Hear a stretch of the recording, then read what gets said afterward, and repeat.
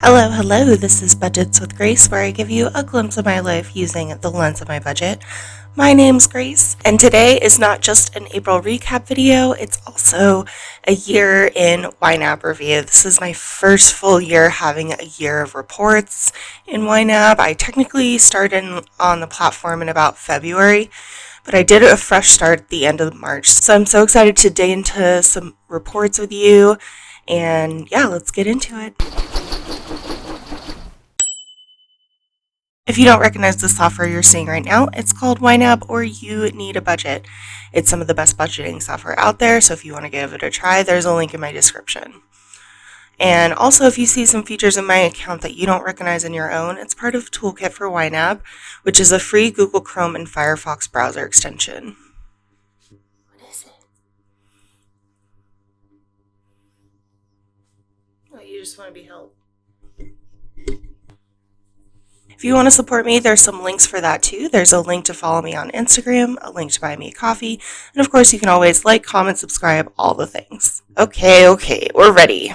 Because it is actually like halfway through May, which is insane, I am just gonna skip reconciling and just dig into the reports because that's where the information will be. So I'm gonna look at the YNAB reports because I prefer this view of income versus expenses because unlike the toolkit reports, you can't click on them in that view, so I like being able to look at this and see the exact transactions. Starting with income, Amazon is not my employment at Amazon, it's just an Amazon gift card. I had some kind of refund. And then Creative Circle is my full-time employment, plus the rent that Forrest pays me every month. Had a tiny bit of interest, and then we have some unusuals here. KeyBank, this is like one-time cashback promotion that I got, that if you get a mailer for this and you just are able to make a deposit of $1,000, you get $400. Very good deal. And Pick and Pull, which is where I disposed of my dead Mazda. And now in expenses, you can see that wealth building right at the top. I was able to save in my investments $1,000 or $1,050, which that's pretty damn good. I'm proud of that. As always, most of these are on auto payments, probably why I don't talk about them very much. So yeah, contribution to retirement, I do $500 every month, which will max out my IRA contribution for this year. Bridge investment, this is for my just straight up brokerage account, no tax advantage. Again, it's on auto pay. And then home equity, this is not on auto pay, and I'm just starting to think about it this way. If I start depositing more onto my mortgage, it's not a debt-free goal, it's more like building up my equity goal so I can eventually use that and purchase a second property. So, and because inflation is so whack and there's no high yield savings account that's going to give me a good return on a down payment cash savings, I figure if I at least put it towards a mortgage, I'm guaranteeing myself the return on the interest that I make from that. That's my theory anyway. Let me know if that sounds like something smart that you would want to do or something not smart that you would prefer to have the cash saved up. Moving on to immediate obligations. I don't want to dwell on this for too long because they never change.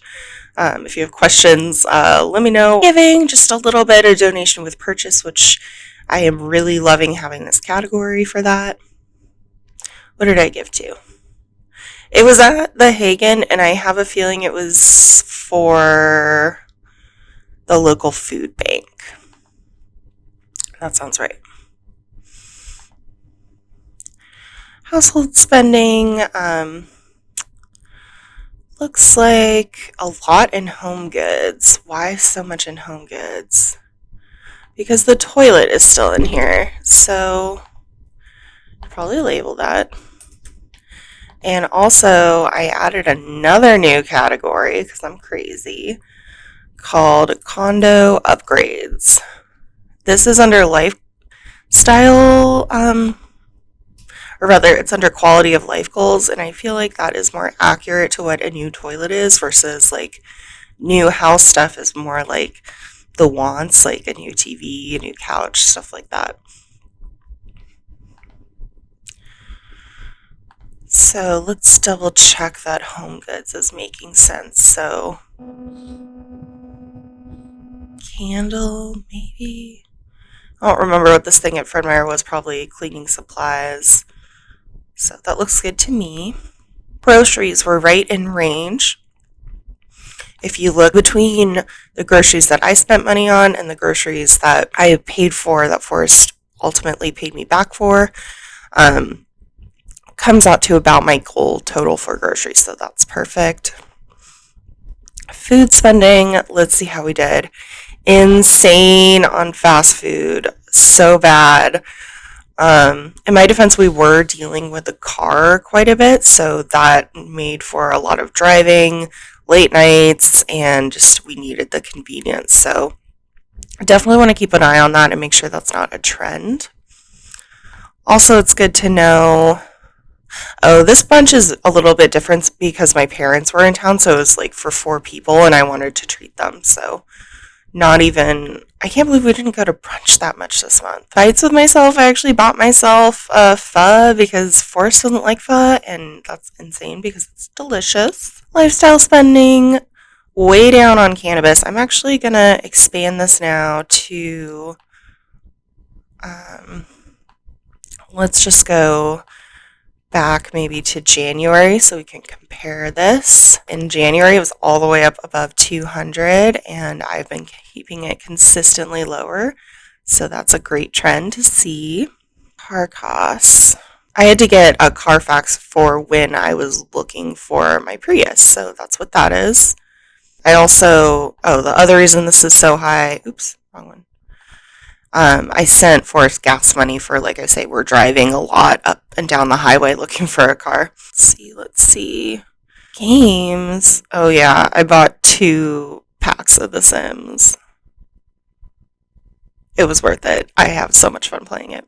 But I don't feel like I have enough time to play it, so I want to like not spend a bunch more on it because when I do, I realize like I don't have time to play a bunch of video games right now.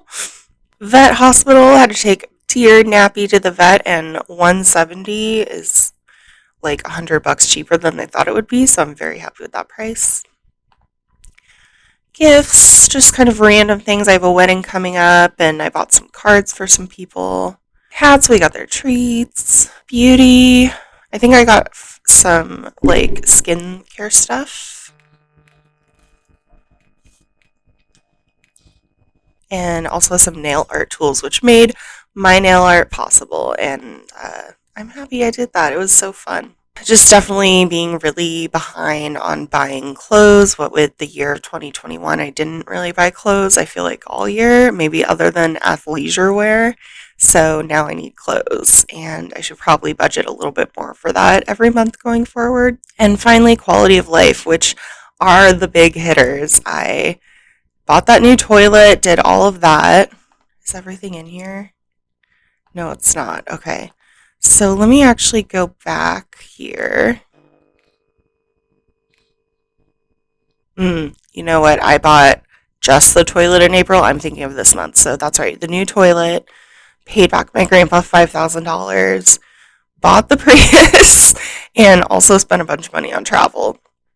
So quality of life, I don't think I will typically be spending this much out of it. It just so happened that all these things happened at once. So it looks like that category is going to be super inflated when I look at the month of April, but when I bump out the dates and look at the year of April 2020 to April 2021, you're going to see how a bigger trend. It will like be a greater average than just looking at one month. So now I will skip into toolkit reports, and we'll look at my favorite chart, income breakdown, which is going to be prime example of this. So April 2021 to April 2021, all categories. Holy moly.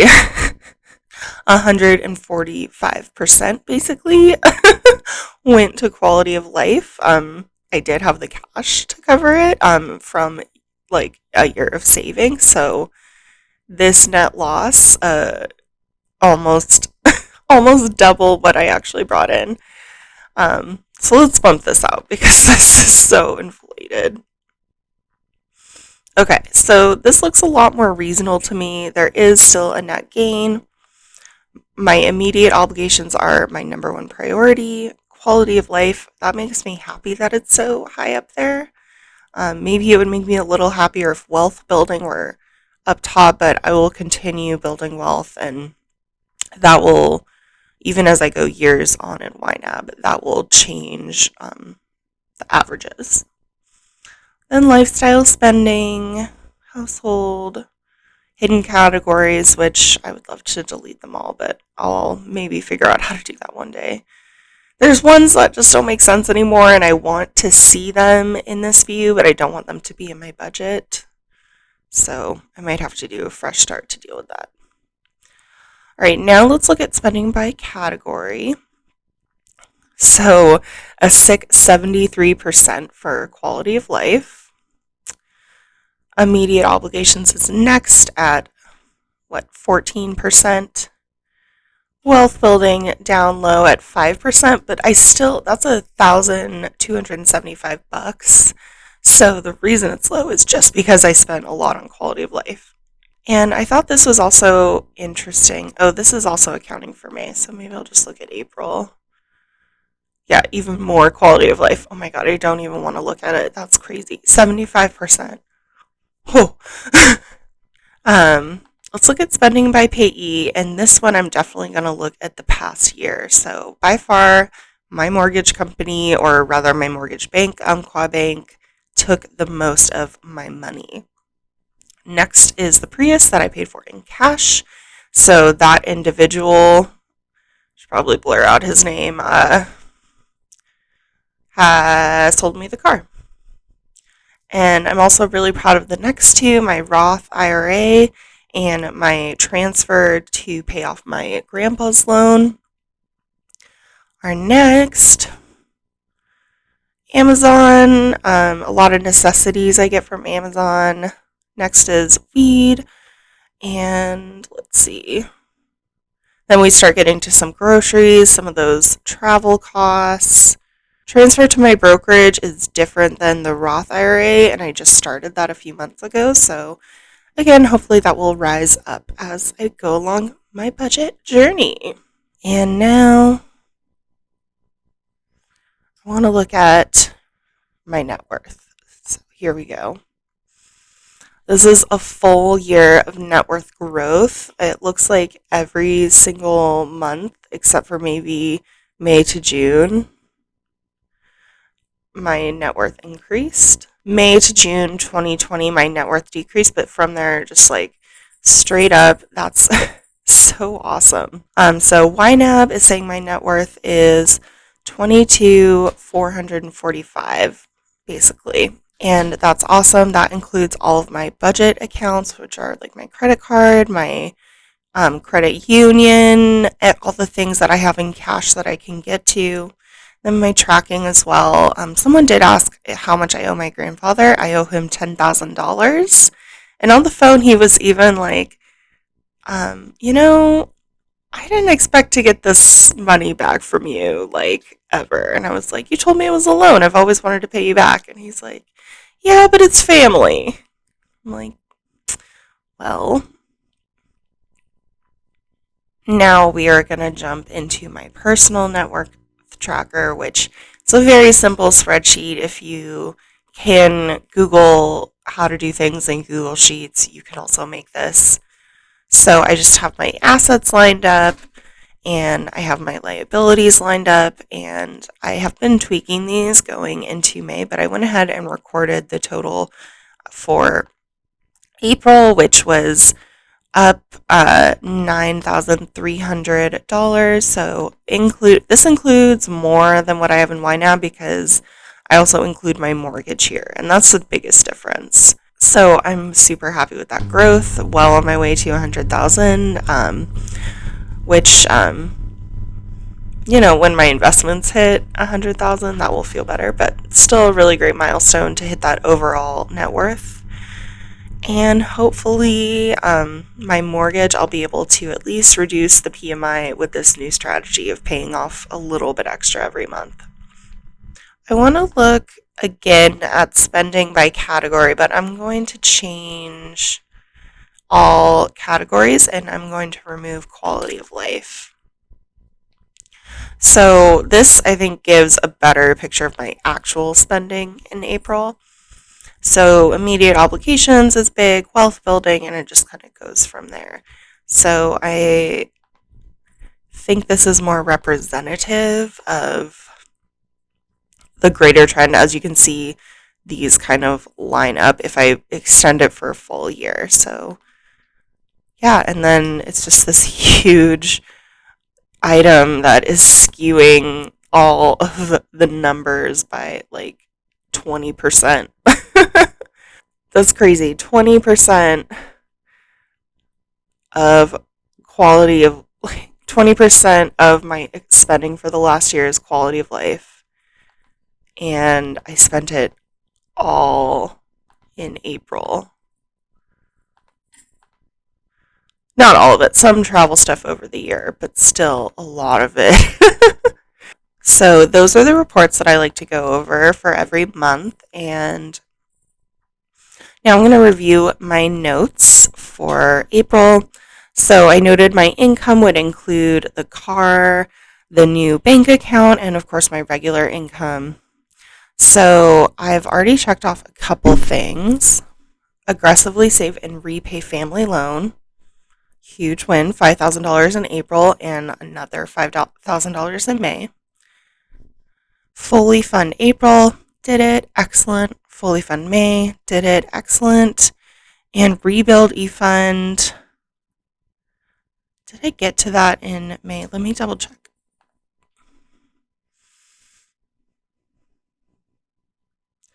So, yeah, I didn't really rebuild the eFund um, in April. That just was the last goal on the list and it just didn't happen. But I definitely have made up for it in May so far. Oh, this is all messed up. Because I changed that transaction. So overall, reaching 3 of these really huge goals, like getting a month ahead on saving to repay that family loan, that is enough wins for me to feel good about the month of April. Now, looking forward to May. If the IRS figures out their life, I will get a huge tax return. I don't know if I'm going to be getting it in May. I don't know if I'll get it in my lifetime. It doesn't feel like it right now. So we'll see. So I'm already working on goal 1, which is fully fund June.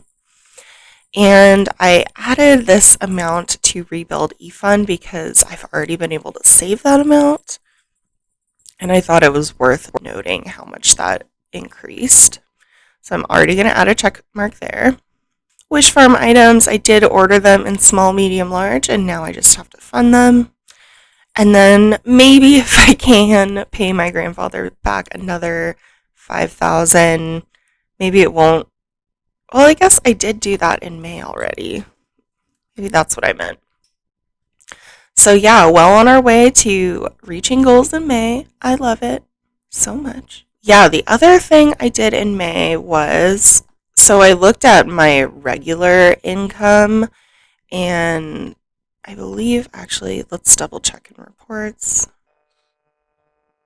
Oh, this is so high because there were 5 paychecks in April. So if we look at March.